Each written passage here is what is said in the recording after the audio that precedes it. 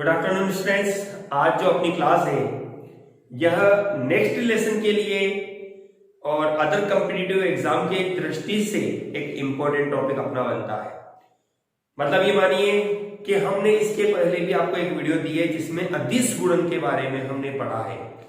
अब हमारा जो वीडियो है स्टूडेंट्स यह सदिश गुणन को आपको पूर्ण रूप से परिभाषित करेगा कि सदिश गुणन क्या होता है, किस प्रकार से इसको सॉल्व किया जाता है, इसकी क्या विशेषता होती है और इस पर आधारित प्रश्न हम यहां देखेंगे।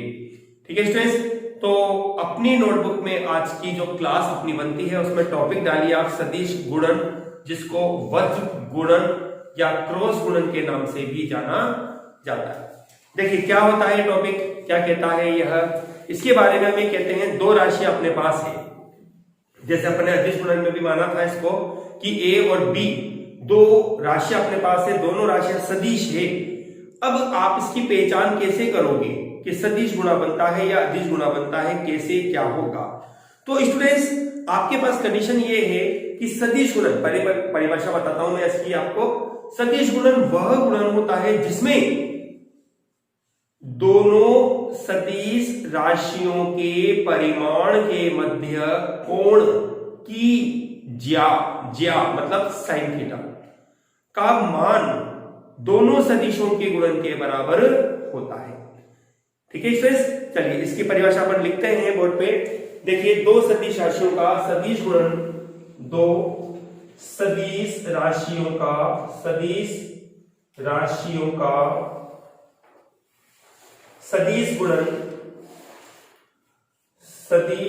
गुणन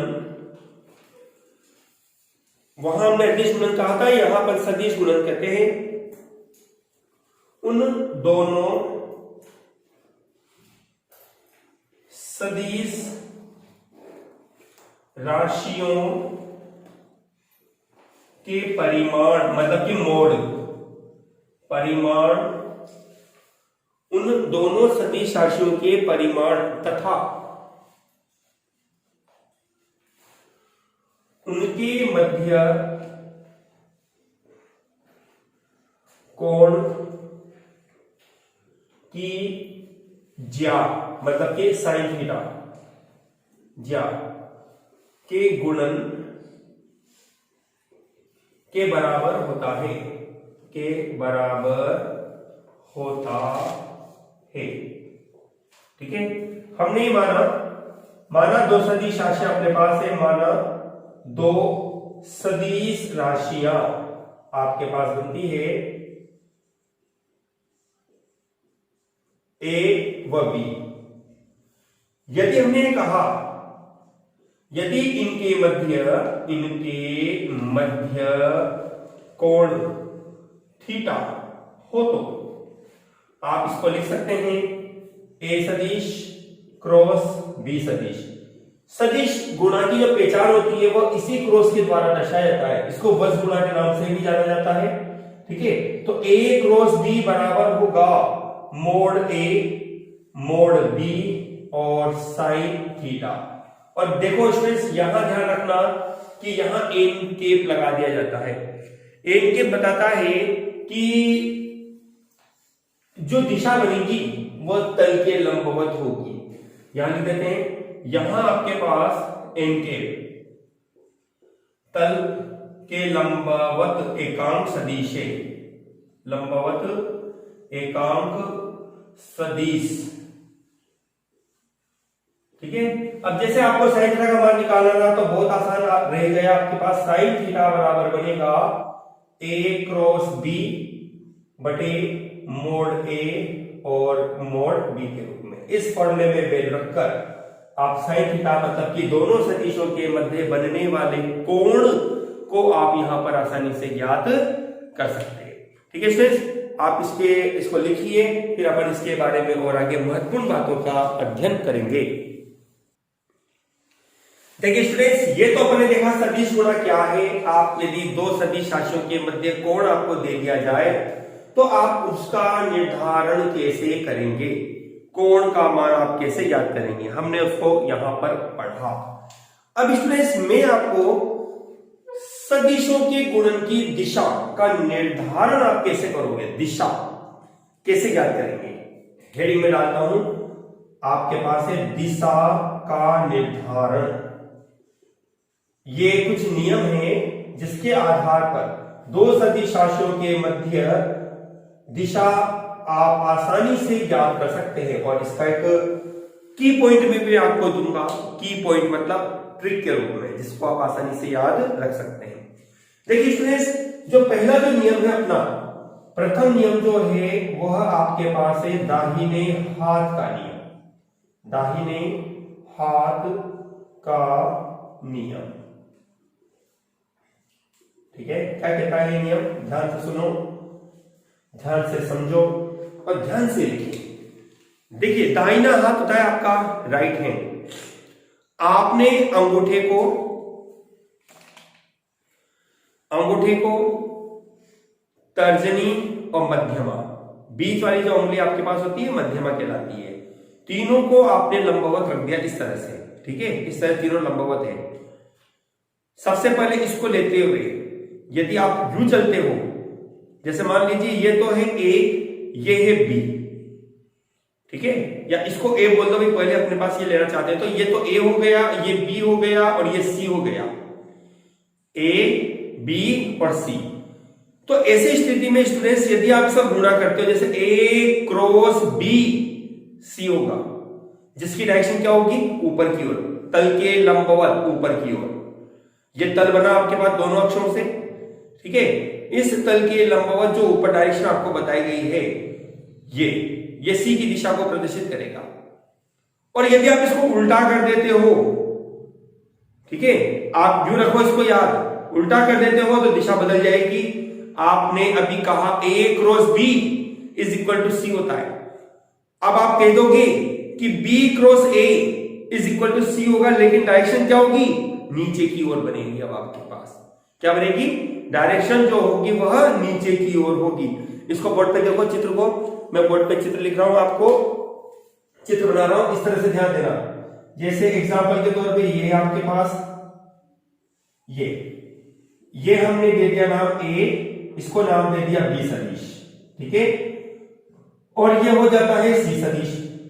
तो सी का जो मान बनेगा, सी सदिश बराबर जो बनेगा वो होगा ए क्रॉस बी।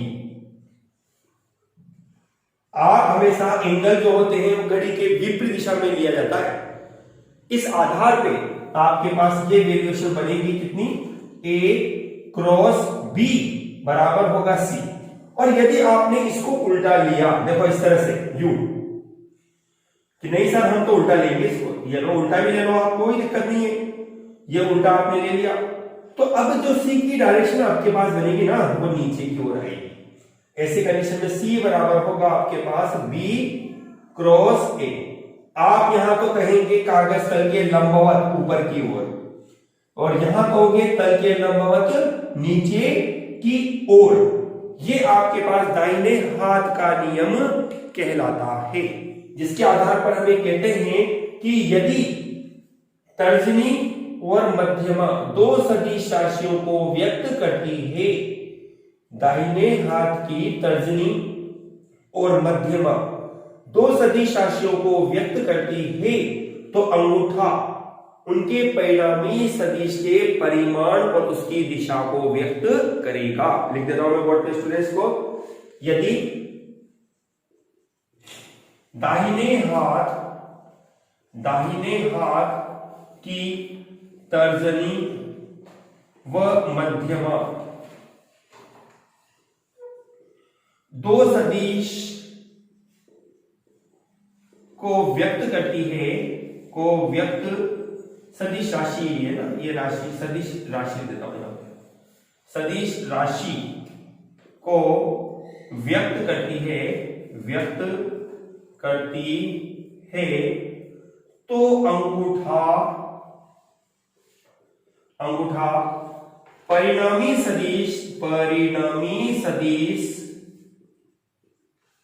के परिमाण व उसकी दिशा को व्यक्त करता है, व्यक्त करता है।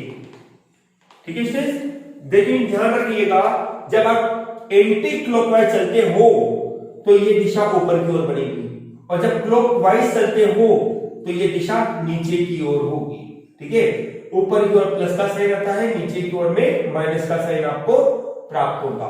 ये तो था अपने पास दाहिने हाथ का नियम। अब ऐसा ही एक और अपने पास है दक्षिणावर्त पेच नियम। दक्षिणावर्त पेच नियम, दक्षिणा मात्रा गलत लगा दी।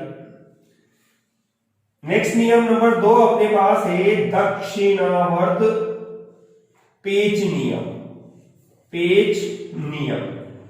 ध्यान से सुनिए, ध्यान से समझिए, ध्यान से लिखिए, जैसा कि अपना टाइटल बनता है। देखिए दक्षिणावर्त पेच नियम क्या है। यदि स्टूडेंट्स आपने किसी पेच को, ध्यान रखना, इस तरह से रखा तल के लंबवत, इस प्रकार से, ये पेच है, जैसे कि आप जानते हैं स्क्रू जिसे अपन बोलते हैं, ये स्क्रू को आपने रखा। ठीक है, अब आप ये चाहते हैं कि ये स्क्रू की जो नोक है ना, ये आगे की ओर बढ़े। ठीक है, इस तरह से देखो, ये डायरेक्शन में बना रहा हूं, इसमें यह आगे की ओर बढ़ने की दिशा होगी। जैसे यह ए और ये बी, दो भाग हो गए, तो ये सी बनेगा आपके पास। अब इसकी दिशा क्या होगी?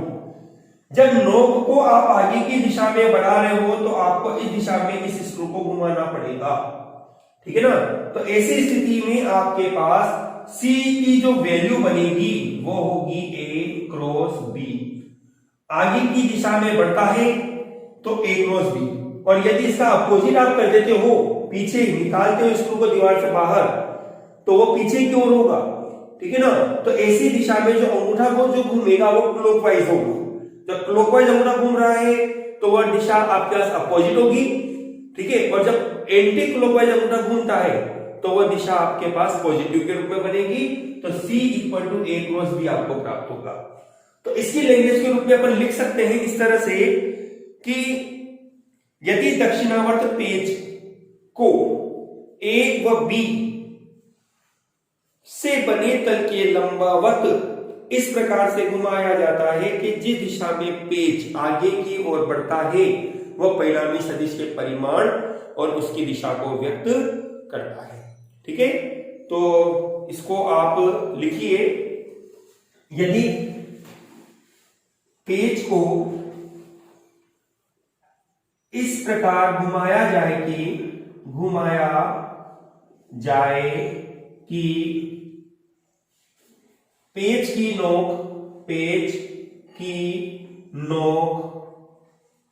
ठीक है आगे की दिशा में बढ़ती है, आगे की दिशा में बढ़ती है, तो जिस दिशा में अंगूठा घुमाया जाता है, जिस दिशा में अंगूठा घुमाया जाता है, ठीक है, अंगूठा घुमाया जा रहा है मतलब कि कौन सी डायरेक्शन हो गई आपके पास, एंटी क्लॉकवाइज,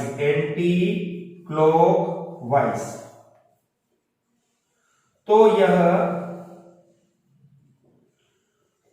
यह गुणन आपके पास होगा तल के लंबवत ऊपर की ओर, तल के लंबवत ऊपर की ओर दिशा होगी।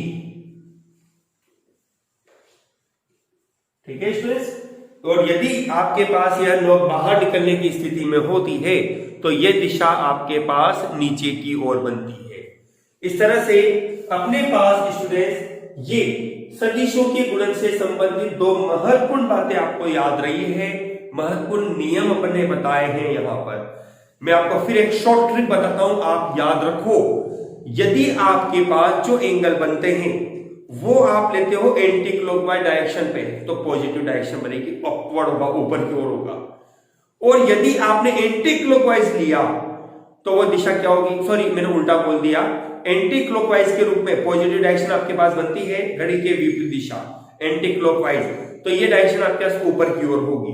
और यदि आप इस डायरेक्शन को क्लॉकवाइज लेते हो, घड़ी की दिशा में लेते हो, तो ये डायरेक्शन आपके पास क्या होगी, नेगेटिव के रूप में आएगी, अर्थात नीचे की ओर जाएगी। आप अपने दिमाग में इन दोनों चित्रों को फीड कर दो कि जब भी आपने यू बोला ए क्रॉस बी तो ऊपर की ओर, तल के लंबवत ऊपर की ओर, ठीक है। और यदि आपने बी क्रॉस ए घड़ी की दिशा में लिया, ये तो होता है आपका क्लॉक एंटी क्लॉकवाइज, इसको लिख देते हैं अपन, ये तो बनता है आपके पास एंटी क्लॉकवाइज और ये बनता है आपके पास क्लॉकवाइज डायरेक्शन, ठीक है। इसको बोलते हैं अपन दक्षिणावर्त और वामावर्त के नाम से इनको जाना जाता है, ठीक है स्टूडेंट्स। जल्दी से इसका स्क्रीनशॉट लीजिए, कॉपी में नोट कीजिए, फिर आगे बढ़ते हैं अपन। हाँ तो स्टूडेंट्स अब अपन लेते हैं सदिश गुणन की विशेषताएं। सदिश गुणन की क्या विशेषता है, आप इनको किस तरह से पढ़ेंगे सुनिए ना। हेडिंग है अपने पास सदिश गुणन की विशेषताएं, सदिश गुणन की विशेषताएं, विशेषताएं, ठीक है। देखिए जिसमें सबसे पहली विशेषता सदिश गुणन में जो राशि आपको प्राप्त होती है वह एक सदिश राशि होती है। तो सबसे फर्स्ट विशेषता इसकी बनती है इस गुणन में प्राप्त राशि सदिश राशि होती है, सदिश राशि होती है, ठीक है स्टूडेंट्स। जैसे अपन ने एग्जांपल लिखा था कि हमने जब ए क्रॉस बी को गुणा किया था हमें सी मिला उदाहरण के तौर पर, तो ये सी जो बनेगा वह एक सदिश राशि के रूप में आपके पास होगा। नंबर 2 के रूप में हमने कहा दो सदिश राशियों के मध्य कोण, दो सदिश राशियों के मध्य कोण, राशियों के मध्य कोण आपको ज्ञात करना है। आपके पास बनेगा साइन थीटा बराबर होगा ए सदिश क्रॉस बी सदिश बटे मोड ए और मोड बी के रूप में आपको प्राप्त होता है। मोड ए और मोड बी परिमाण कहलाता है। क्या कहलाता है स्टूडेंट्स? परिमाण कहलाता है आपके पास। नंबर तीसरी विशेषता ध्यान देना, क्रम विनिमयता। इसको अपन हेडिंग के रूप में डाल देते हैं, क्रम विनिमयता। तो देखिए क्रम विनिमयता से तात्पर्य क्या है कि स्थान को परिवर्तित करना, ठीक है। जैसे ए को बी की जगह या बी को ए की जगह शिफ्ट कर देना, वही क्रम विनिमयता है। तो स्टूडेंट्स सदिश गुणन जो होता है क्रम विनिमय नियम का पालन, सदिश गुणन क्रम विनिमय नियम का पालन नहीं करता। जबकि अपन ने पढ़ा था अदिश गुणन जो होता है ना वो तो क्रम विनिमय नियम का पालन करता है, जबकि सदिश गुणन क्रम विनिमय नियम का पालन नहीं करता। तो हम लिखेंगे सदिश गुणन क्रम विनिमय नियम का पालन नहीं करता, नियम का पालन नहीं करता। अर्थात अपन कहेंगे यहां पे कि जैसे ए सदिश क्रॉस बी सदिश आपने लिखा और यदि आप इसको लिख देते हो बी सदिश क्रॉस ए सदिश, तो इसमें ये आपस में कभी बराबर नहीं होंगे। आप यहां बराबर के चिन्ह को क्रॉस कर दीजिए, इसका मतलब हो गया ये बराबर आपस में कभी नहीं बनेंगे। लेकिन यदि आप चाहते हैं कि नहीं हम तो लिखेंगे, ठीक है ना, तो आपको इसकी एक शॉर्ट ट्रिक दे रहा हूं, सुनना ध्यान से। ये ट्रिक है आपके पास, ए सदिश क्रॉस बी सदिश आपने लिखा, मैंने आपको कह दिया कि भाई ए क्रॉस बी बराबर -5 आई के पाता है, ठीक है ना, -5 आई के पाया या +5 आई के आपके पास आया। तो बताओ बी क्रॉस ए क्या होगा, बी क्रॉस ए क्या होगा? तो सीधी सी बात है, ए क्रॉस बी का जो भी वैल्यू आपको देगा उसके साथ आप चिन्ह लगा दो, किसका? माइनस का, ठीक है ना। जैसे मैंने कहा 5 आई के पारा है, मैंने बी क्रॉस ए आपसे पूछा तो आप क्या कहते हो? -5 आई के पाएगा। मैंने इसको -5 आई के बोला होता तो आप कहते हैं सर इसके लिए +5 आई के आपको प्राप्त होगा, ठीक है। ये शॉर्ट ट्रिक है जिसका यूज आप यहां पर कर सकते हैं। जब भी आपसे इस तरह का क्वेश्चन सॉल्व कराया जाएगा। ऐसे ही नेक्स्ट आपके पास एक बंटन गुणधर्म, सदिश गुणन जो होता है बंटन गुणधर्म का पालन किस तरह से करता है देखिए। सदिश गुणन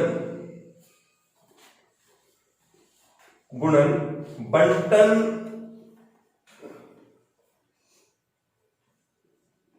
गुणधर्म का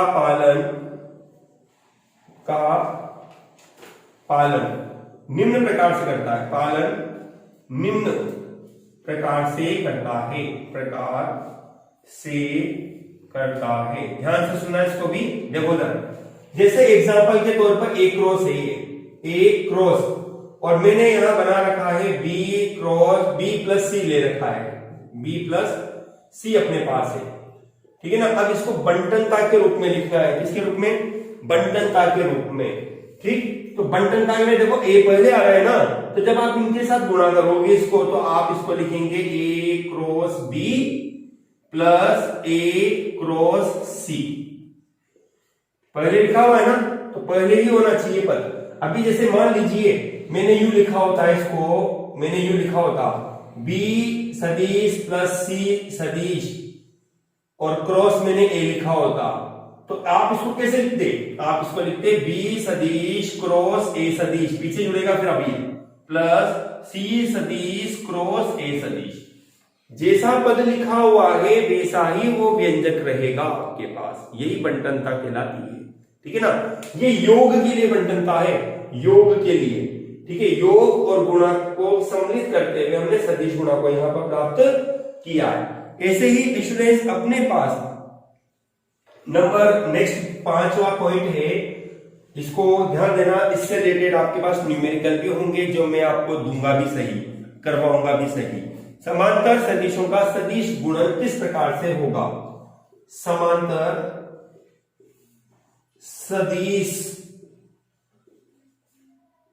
सदिशों का सदिश गुणन, मैं यूं लिख देता हूं सदिश गुणन।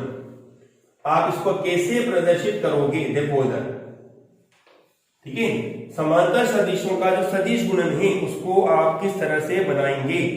देखिए, हम आते हैं, हमने एक पॉइंट पढ़ा था, आपको ध्यान है, हमने कहा था ए क्रॉस बी बराबर होता है मोड ए मोड बी साइन थीटा और एन के, ये हमने पढ़ा था, याद है आपको सबको?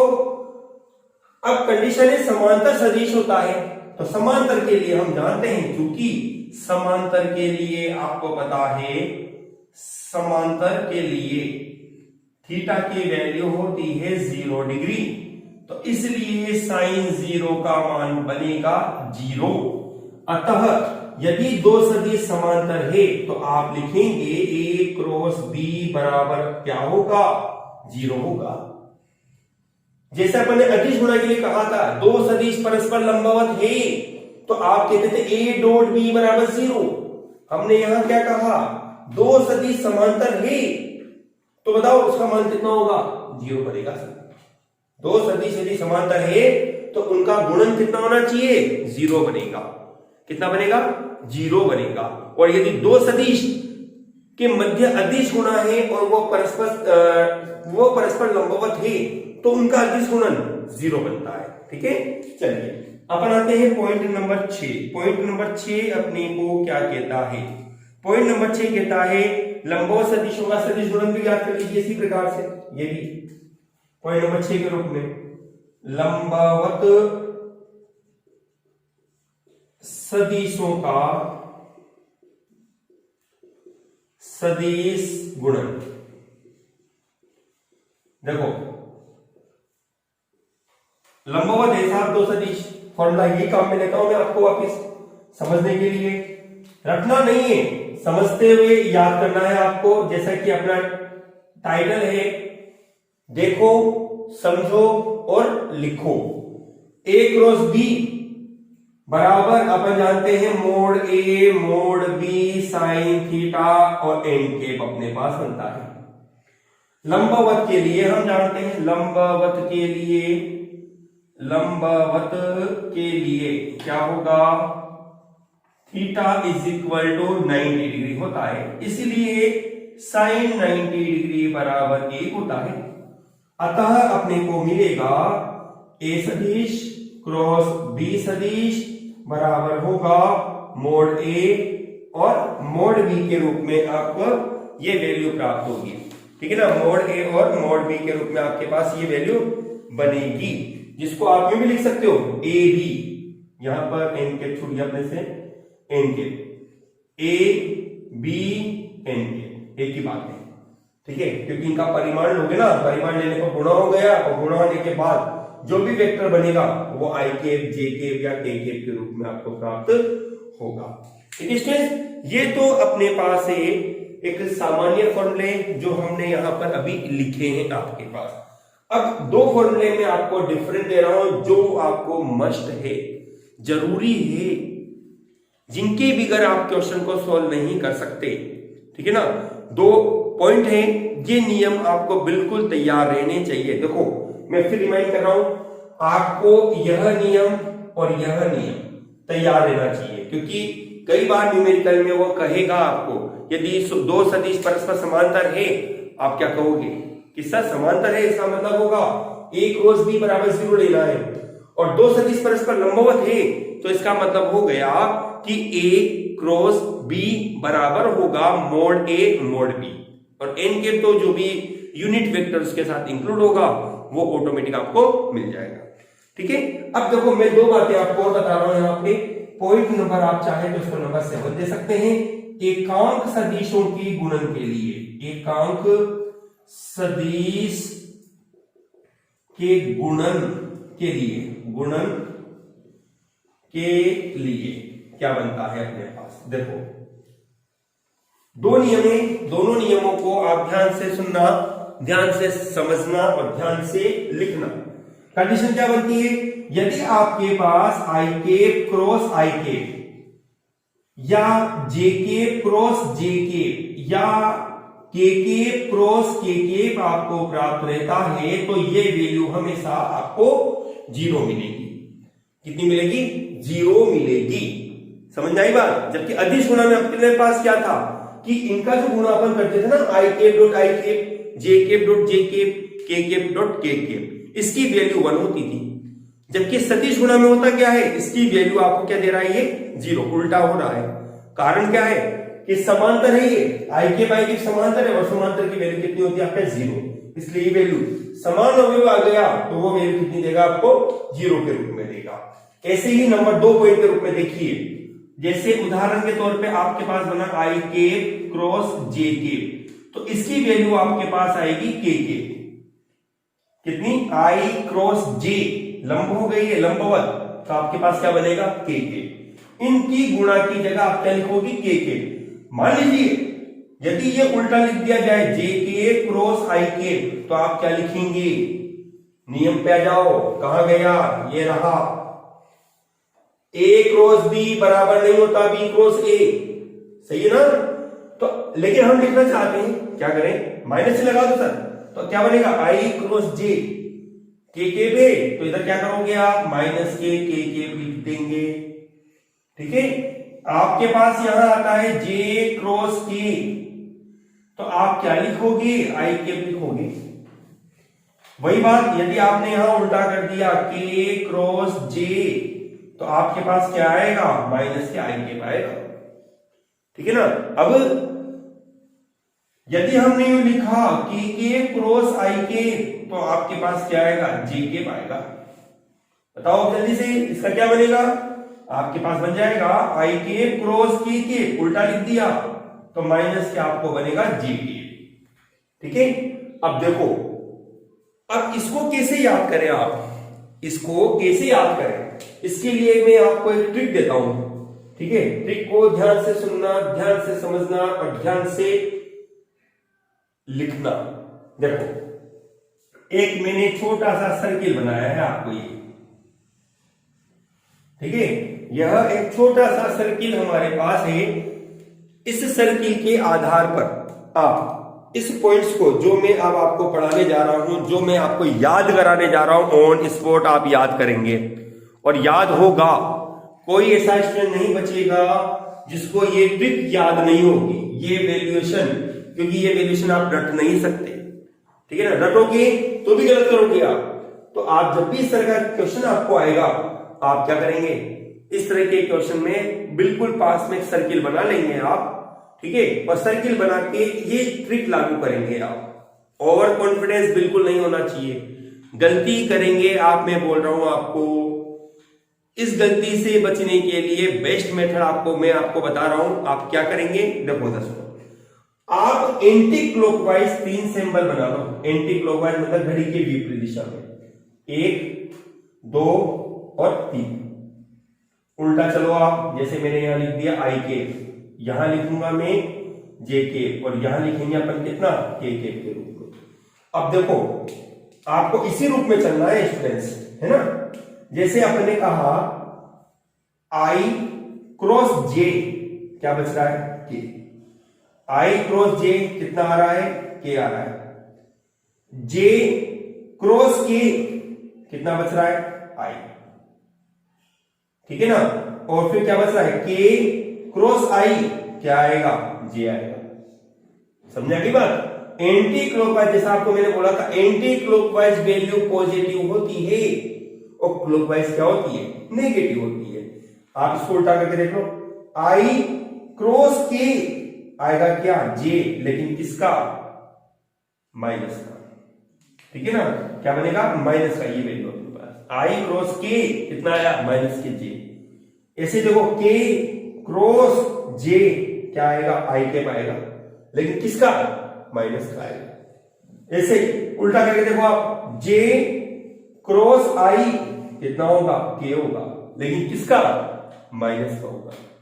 तो बात समझ आई आपको कि यदि आप क्लॉकवाइज चलते हो तो आप क्या करो, वैल्यू को पॉजिटिव ले लो, और यदि एंटी क्लॉकवाइज चलते हैं तो आप क्या करोगे, वैल्यू को नेगेटिव लोगे। थोड़ी सी मेहनत होगी, लेकिन सवाल आपका गलत नहीं होगा। आई बात समझे। चलिए अब इसको जल्दी से आप अपनी नोटबुक में नोट करें, फिर हम हमारी इस क्लास को आगे बढ़ाते हैं, क्योंकि अभी आपको बहुत कुछ समझना है, बहुत कुछ लिखना है, बहुत कुछ याद करना है। चलिए स्टूडेंट्स, अब अपन लेते हैं पॉइंट नंबर 8। ध्यान से सुनिए, ध्यान से समझिए, ध्यान से लिखिए। जैसा कि अपना स्टेटमेंट रहता है, सोचो, समझो और लिखो। पहले स्टूडेंट्स आपने गुणा पढ़ा, अब देखो मैं इसकी क्वेश्चन आप कैसे सॉल्व करेंगे उसको लिखूंगा, और उसकी भी एक शॉर्ट ट्रिक आपको दूंगा। पहले लॉन्ग मेथड देखो, फिर शॉर्ट मेथड देखना, ठीक है। जैसे स्टूडेंट्स अपन ने कहा 8वें पॉइंट में, हमने कहा यदि अपने पास ए सदिश बराबर है ए x I K plus A Y जे के प्लस ए जेड के व बी सदिश बराबर अपने पास है बी एक्स आई के प्लस बी वाई जे के प्लस बी जेड के। तो अपने को क्या मिलता है, हमें ए क्रॉस बी ज्ञात करना है। ओके, हमें क्या करना है, ए क्रॉस बी। पहले ए आ रहा है, पहले ए लिखेंगे नियम के अनुसार, ए x I K plus A Y जे के प्लस ए जेड के क्रॉस। अब बी का मान रखो आप, बी एक्स आई के प्लस बी वाई जे के प्लस बी जेड के, ठीक है। चलिए अब गुणा करते हैं अपन। पहले इस वाली राशि को तीनों से गुणा करेंगे आप, ठीक है ना। तो आपके पास क्या बनेगा, ए X B x I K cross I K plus इसकी बारी अब इससे है ए एक्स बी वाई आई के क्रॉस जे के। आई पहले आएगा क्योंकि ए का गुणा करना है आपको, plus A X B Z I K cross के। ओके, ये तो पहला फ्री हो गया अपना। अब बात आती है वाई वाले की, इसको लेते हैं अपन। वही बात, प्लस का चिन्ह लगाया हमने, ए वाई बी एक्स हमारे पास बनेगा जे के cross I K plus A Y B Y J cap cross J cap plus A Y B Z J cap cross K cap plus A Z B X K cap cross I cap. इस पर आगे आप पढ़ रहे हैं ना। अब B Y से गुणा करना है इसको, A Z B Y K cap cross J cap plus A Z B Z K cap cross K cap. Okay, सही है स्टूडेंट्स, चेक कर लिया आपने। चलो आगे बढ़ते हैं अपन। देखो ध्यान देना, जैसा कि इस नियम में हमने देखा है I cap cross I cap J cap cross J cap K cap cross K cap बराबर 0 बनता है। तो अपने पास देखो यहां पर एक अपने पास आता है यहां पर और एक अपने पास होता है यहां पर, तो ये वैल्यू तो अपने पास हो जाएगी 0। ठीक है, चलो अब आते हैं अपन यहां इनको सॉल्व करते हैं। तो देखो अपने पास क्या बनता है, ए एक्स बी वाई आई क्रॉस जे होता है के केप होता है, ये लो के केप अपन ने लिख दिया। इसकी बारी plus A X B Z, ठीक है, आई क्रॉस के कहां है, ये रहा, कितना बनेगा माइनस के जे केप होगा, ये हो गया ये हो गया। अब इसकी बारी है प्लस के ए वाई बी एक्स जे क्रॉस आई कहां है, जे क्रॉस आई ये रहा, कितना आएगा माइनस के केप आएगा। ठीक है, ये हो चुका, ये 0 है ही सही। इस पर आते हैं अपन प्लस के ए वाई बी जेड, ठीक है, जे क्रॉस के कितना होता है आई केप होता है, ये लो आई केप हो गया। इस पे आ जाओ, कितना बनेगा ए जेड बी एक्स के क्रॉस आई कितना होता है जे केप होता है, ये लो। ठीक है, अब आखिरी बचता है आपके पास कौन, plus A Z B Y के क्रॉस जे कितना होता है माइनस के आई केप होता है, माइनस के। ओके, चलो अब अपन इसको सोल्व करते हैं। पहले आई केप वाले गुणांकों को कलेक्ट करो आप। आई केप कहां कहां दिख रहा है आपको, आई केप सर दिख रहा है, ये रहा और ये रहा।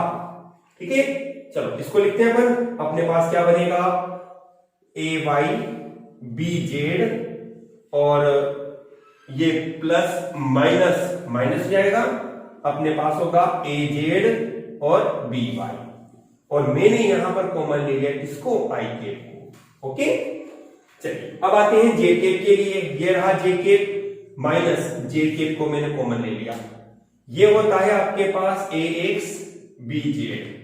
अब जे केप कहां दिख रहा है आपको, ये रहा, एक तो ये जो आप ले एक ये रहा, लेकिन आपने माइनस बाहर निकाल लिया तो यहां प्लस का चिन्ह है, तो अंदर का चिन्ह क्या होगा, बदल जाएगा इसका, तो आपके पास आएगा माइनस ए जेड और बी एक्स। ठीक है, अब के ये रहा प्लस कितना ए एक्स बी वाई और के कहां है, ये रहा, प्लस माइनस बनेगा माइनस ए वाई बी एक्स और कितना हो जाएगा आपके पास के। ठीक है स्टूडेंट्स, इस तरह से ये आपका आंसर बनता है कठिन, कुछ कठिन लगा, नहीं लगा? चलो देखते हैं क्या। और अब मैं आपको इसकी एक मेथड और दिखाता हूं, सारणिक विधि, सारणिक मेथड बोलते हैं इसको, गणित की लैंग्वेज में इसको बोलते हैं सारणिक। ठीक है, लेकिन वो विधि इजी है और बहुत शॉर्ट शब्दों में पूरी हो जाएगी। ठीक है, चलिए उसको भी देखो आप जल्दी से। किस तरह से, इसको तो मैं मिटा देता हूं क्योंकि ये मेथड आपको यहां पर यूज में लेनी थी, वहां स्वतः ही चिन्ह बनेंगे आपके पास, ऑटोमेटिक आपको सारे चिन्ह आपको वहां पर खुद ही अपने आप में आपको प्राप्त हो जाएंगे। ठीक है स्टूडेंट्स, चलो देखते हैं क्या कहता है वो भी अपने पास। कौन सी मेथड बताई मैंने आपको, सारणिक। आप अपनी नोटबुक में पॉइंट डाल सकते हो सारणिक विधि, और इस सारणिक विधि का उपयोग आप आसानी से कर सकते हैं। ठीक है, देखिए ना, मैं हेडिंग डाल देता हूं इसको सारणिक विधि द्वारा, ताकि आपको याद रहे सारणिक विधि है। नियम कंडीशन क्या कहती है, आपको निकालना है ए क्रॉस बी। ओके, अब देखो कुछ नियम है इसके सारणिक विधि के जिनको आपको हल करना रहेगा, तो उन नियमों को आप कैसे और किस तरह से यूज में लेंगे, ठीक है ना। सारणिक बनाने के लिए सर्वप्रथम आप दो बिल्कुल ऊर्ध्वाधर रेखाओं का उपयोग करेंगे। समझे बात, ऊर्ध्वाधर रेखा होनी चाहिए आपके पास ये, ठीक है। अब पहली लाइन आपके पास बनती है ए क्रॉस बी, ये रहा ए और ये रहा बी, ये तो है ए और ये रहा आपके पास बी, ठीक है। पहली लाइन आप इसमें कॉमन एलिमेंट की बनाएंगे जो कि आपके पास बनता है आई केप की पहली पंक्ति, आई केप, यह जे केप और यह के केप, ठीक है। आई जे के इसके पास भी है, तीनों के पास भी है, ठीक है। अब पहला गुणा करना है आपको ए के साथ, तो दूसरी जो पंक्ति बनेगी वो ए के लिए बनेगी। जैसे आई केप का गुणांक कितना दिख रहा है आपको यहाँ पर, ए एक्स है, जे केप का गुणांक कितना है, ए वाई है। यदि यहां माइनस का साइन होता तो माइनस लिखते आप, ठीक है ना, ए जेड आपके पास हो जाएगा। ऐसे अब बारी बी की, तो बी एक्स हो जाएगा, फिर बी वाई होगा और फिर बी जेड बनेगा, ठीक है। इस तरह से ये आपने बनाया क्या, ये आपने बनाया सारणी। क्या बनाया, सारणी। अब इसको हल कैसे करोगे, ध्यान से सुनो, ध्यान से समझो और ध्यान से लिखो। देखो हल करने का तरीका क्या कहता है, पहले आप आई केप वाले एलिमेंट को देख लो। ये आई केप दिख रहा है आपको, आई केप आपको इस कॉलम में, ये तो कॉलम कहलाता है, खड़ी लाइन कॉलम कहलाती है, आड़ी लाइन पंक्ति कहलाती है। आई केप जो है ये आई केप आप लिख दो इस तरह से, और छोटे बॉक्स बनाएंगे आप खड़ी लाइन। आई केप को छुपा लो आप जिस पंक्ति में और जिस कॉलम में आई केप आपको दिख रहा है। देखो इसमें और इसमें आपको आई केप दिख रहा था, आपने छुपा लिया। बच कौन रहा है इसमें, ए वाई, ए जेड, बी वाई और बी जेड। इसको आप यहां लिख दो, ये तो लिखा ए वाई, ये लिखा ए जेड, ये लिखा बी वाई और ये लिख दिया आपने बी जेड, ठीक है। कोई समस्या नहीं है, आगे आ जाओ। यहां पे स्टूडेंट्स आपको याद रखना है कि माइनस चिन्ह लगेगा, ठीक है। चलिए अब जे केप की बारी है, जे केप को छुपाओ आप। जे केप को आपने छुपाया तो एक तो पंक्ति बनती है ये वाली और कॉलम बनता है ये वाला, ठीक है ना। तो बचा कौन, ए एक्स, ए जेड, बी एक्स और बी जेड, ठीक है। अब बारी किसकी है, के केप की प्लस के केप, ठीक है। ये लीजिए के केप को रखो, छुपा दो, बचेगा कौन, ए x A Y, A x A Y और यहां बचता है बी एक्स और बी वाई। चलिए अब इसको सोल्व कर लो आप। आई केप सोल्व करने का बिजनेस एक तरीका है, कैसे करेंगे सोल्व, क्रॉस गुणा होता है हमेशा। ये पहली अक्षर लास्ट वाले अक्षर से गुणा कर दो आप। ए वाई को बी जेड से गुणा किया तो ए वाई बी जेड, चिन्ह बीच में हमेशा माइनस का ही आ रहेगा। हाँ वो अलग बात है कि जैसे इसके पास माइनस का संख्या हो, इसके बाद प्लस की संख्या हो तो प्लस माइनस, माइनस बनेगा माइनस लिखोगे, लेकिन यहां चिन्ह माइनस का आएगा। अब देखो जैसे अब आपने इसको इससे गुणा किया, पहला अवयव इसका इसके साथ होगा, बीच में हमेशा माइनस का चिन्ह लगेगा, फिर क्रॉस गुणा कर दो दोबारा से इनको, ए जेड और बी वाई, ठीक है। अब आ जाओ इस पर, माइनस के जे के, इसको आप सोल्व करेंगे, नियम वही है, पहले फर्स्ट को लास्ट से गुणा करो, कितना आएगा, ए एक्स और बी जेड, बीच में चिन्ह हमेशा माइनस का। अब जैसे मान लो इसके पास माइनस की संख्या होगी, आप इसको इससे गुणा करते, ठीक है ना, तो गुणा करने के बाद जो भी आंसर बनेगा माइनस का आएगा, लेकिन जब आप माइनस को यहां रखोगे तो माइनस और माइनस मिलकर क्या बन जाएगा, प्लस बन जाएगा, तब बन सकता है। लेकिन यदि नहीं बनता आपको चिन्ह माइनस का ही लगाना है यहाँ पे, ओके। आपके पास क्या बनेगा, ए जेड और बी एक्स, ओके, प्लस के। अब वापस से वही नियम, ए एक्स बी वाई, चिन्ह होगा बीच में minus, B X A Y. अब केच करो आप दोनों को, देखो इस पद में और इसमें तुलना करके देखो आप, वही A Y B Z minus A Z B Y minus J K A X B Z minus A Z B X plus K A X B Y minus B X A Y. कोई दिक्कत नहीं है यहाँ पे आप, क्योंकि multiply कर चुके हो यहाँ पे ना। दोनों आंसर क्या है आपके पास, बताओ क्या अंतर रहा? नहीं ना। इतनी शॉर्ट मेथड से आप बच गए और न किसी नियम का आपने पालन किया और क्वेश्चन आपका आसानी से सॉल्व हो गया। इसलिए कहते हैं देखो, समझो और लिखो। ठीक है स्टूडेंट्स, चलिए जल्दी से लिखो इसको, फिर हम आगे बढ़ते हैं। चलिए स्टूडेंट्स, ये तो हमने पढ़ा सदिश गुणा, पढ़ा पूरा कंप्लीट हो गया। अब अपन लेते हैं इससे रिलेटेड एक क्वेश्चन। इस क्वेश्चन को स्टूडेंट्स मैंने अपने पिछले वीडियो अदिश गुणन से भी रिलेटेड कर दिया है। मैंने आपको बोर्ड पर सवाल लिखा है कि ए सदिश बराबर 3i के माइनस के 4j के प्लस 5k के, और बी सदिश बराबर है माइनस के 2i के प्लस j के माइनस के 3k के अदिश व सदिश गुणन ज्ञात करो। क्या चीज? अदिश और सदिश गुणन निकालना है केवल आपको। तो स्टूडेंट्स चलिए इसको अपन सॉल्व करते हैं बेहद आसान ट्रिक से। पहले अपन लेते हैं अदिश गुणन। ये तो अपने पास है अदिश गुणन। अदिश गुणन को अपन पहले हल कर रहे हैं शॉर्ट में, समझे? जैसे अपन ने लिखा ए सदिश डॉट बी सदिश, तो ए का मान अपने पास है 3i के माइनस के 4j के प्लस के 5k के डॉट माइनस के 2i के प्लस के j के माइनस के 3k के। ठीक है, चलिए अब जैसा कि मैंने आपको बोला था कि अदिश गुणा में समान अवयव को समान से गुणा कर दो, क्योंकि बाकी की वैल्यू 0 बनती है। तो हमने 3 को गुणा किया -2 से, तो माइनस के 6।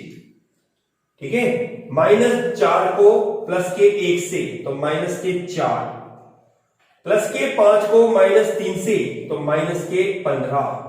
आप इसको सोल्व करते हैं, कितना बनेगा? जल्दी से काउंट करिए आप, कितना बनेगा आपको? माइनस के 25 आपका ये आंसर बनता है। क्यों आ गया आंसर? ठीक है, चलिए अब अपन लेते हैं कौन सा? ये तो था अदिश गुणन। अब लेते हैं अपन सदिश गुणन। देखो, समझो और फिर लिखो।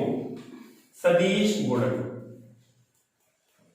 बात वही है, ए क्रॉस बी आपको निकालना है अब। ठीक है ना, जैसा अपन ने कहा सारणिक विधि अपन यूज में ले रहे हैं। यहाँ पे पहले पंक्ति बनाओ i के, j के और k के लिए।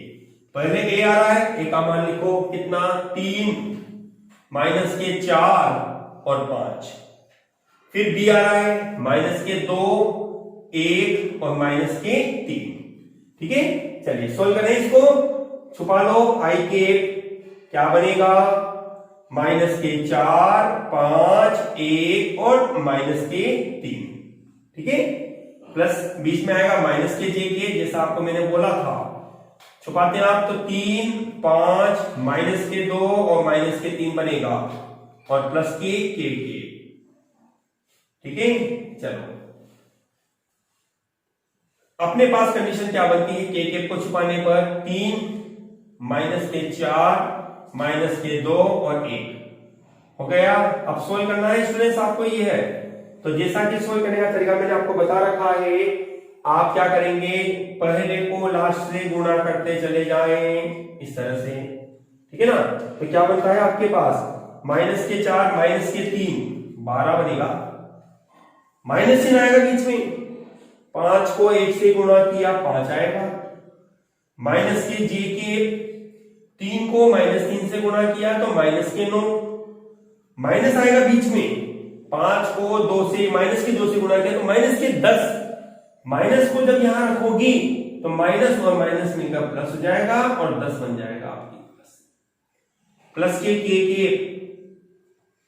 3 को 1 से गुणा किया 3, बीच में माइनस आएगा। -4 को -2 से गुणा किया, कितना होगा? प्लस के 8 हो जाएगा आपके पास, क्योंकि माइनस और माइनस मिलकर प्लस बन जाता है आपके पास। ठीक है, तो आपके पास क्या बनेगा, 12 में से 5 गए तो 7, आपका आंसर बनेगा 7 आई के माइनस के 9 प्लस के 10, मतलब प्लस का 1 बनता है जिसको आप लिख सकते हो माइनस के जे के 3 माइनस 8 मतलब कि माइनस के 5 के। ये स्टूडेंट्स आपके पास आंसर आता है ए क्रॉस बी का। किसका मान आया है आपके पास, ए क्रॉस बी का, ये आपका आंसर बनता है। अब स्टूडेंट्स कुछ बातें हैं जिनको मैं आपको बोल रहा हूं, आप थोड़ा ध्यान से समझना, ध्यान से लिखना और ध्यान से समझना।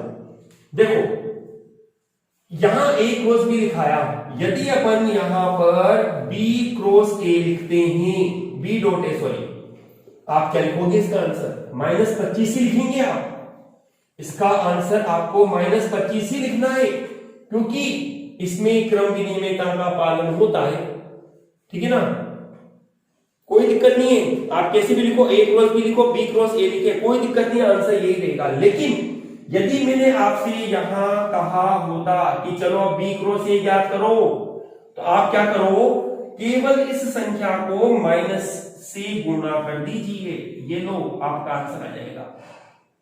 आंसर क्या बनेगा, माइनस के साथ आई के माइनस प्लस हो जाएगा, प्लस के जे के और प्लस के 5 के, ये आपका आंसर बनता है। इस प्रकार से यहां आप देखेंगे कि ए क्रॉस बी बराबर नहीं होगा माइनस नहीं लिखेंगे बराबर बी क्रॉस ए के। बात समझा गई? तो आपको ये भी मैंने सिद्ध करके दिखा दिया कि ए क्रॉस बी और बी क्रॉस ए सदिश गुणा में बराबर नहीं होता, लेकिन अदिश गुणा में ए डॉट बी और बी डॉट ए आपस में बराबर। ठीक है स्टूडेंट्स, जल्दी से इसको लिखिए, फिर हम आगे देखते हैं सदिश गुणन के उदाहरण। जल्दी से इसको लिखिए स्टूडेंट्स। अब देखते हैं अपन, ये तो हमने सब पढ़ा, कंडीशन पढ़ी आपने, सदिश गुणन क्या होता है, कैसे बनता है, उसकी दिशा क्या होगी, उससे संबंधित महत्वपूर्ण बातों को आपने जाना। अब स्टूडेंट्स अपन ही देखेंगे कि सदिश गुणन से संबंधित कुछ महत्वपूर्ण उदाहरण कौन कौन से हैं जो आपकी भौतिक विज्ञान में जनरल यूज में आते भी है और आपको याद भी होने चाहिए। कई कॉम्पिटिटिव एग्जाम में इन पॉइंटों को पूछ भी लिया जाता है कि निम्न में से सदिश राशि कौन सी होगी, तो उसकी पहचान आप यहां पर अपने इन नियमों के आधार पर जो हमने अभी तक आपको पढ़ाए उन नियमों का उपयोग करते हुए आप यहां आसानी से उसकी दिशा, उससे संबंधित सदिश राशि को प्राप्त कर सकते हैं। चलिए स्टूडेंट्स, हम हमारे टॉपिक को लेते हैं सदिश गुणन के उदाहरण। टॉपिक डालिए आप, सदिश गुणन के उदाहरण, जिसमें हमारा सबसे पहला उदाहरण बनता है नंबर 1 के रूप में, जिसको हम ले रहे हैं बल आघूर्ण, जो हमारे पास लेसन नंबर 7 में पढ़ने वाला सबसे बड़ा टॉपिक भी होगा। स्टूडेंट्स, बल आघूर्ण को लिखा जाता है टो से, उल्टा जे जो बनता है ना इस तरह का, ये टो होता है, इसको बोलते हैं टो, टो बोला जाता है इसको, टो टो, ठीक है, इसको टो के रूप में बोला जाता है। टो का जो मान होता है स्टूडेंट्स, टो को आप लिखते हैं, बल आघूर्ण टो बराबर बनता है आपके पास बल आघूर्ण टो बराबर बनता है आपके पास आर सदिश क्रॉस एफ सदिश। अब यहां आर और एफ क्या है, सुनो, यहां आर आपके पास बनता है घूर्णन अक्ष